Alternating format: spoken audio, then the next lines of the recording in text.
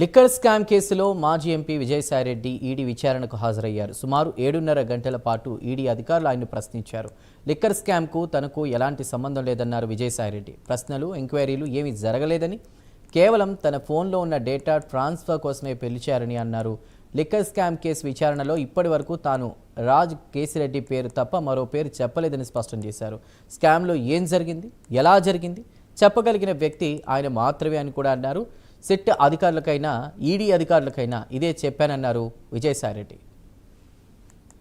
ఎవరి పేరు చెప్పలేదు, నేను చెప్పను కూడా. నేను చెప్పిందంతా ఒక్కటే ఒక మాట. రాజ్ కసిరెడ్డి అనే వ్యక్తి ఈ యొక్క లిక్కర్ స్కామ్కు కర్త కర్మ క్రియానని చెప్పాను.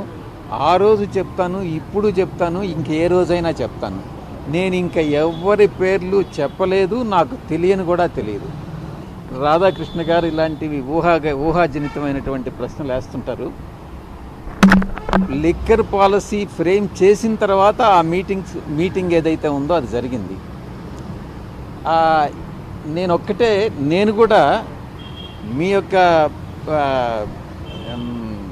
దీనిలో మీడియాలో ఎంటర్ కావాలనుకుంటున్నా.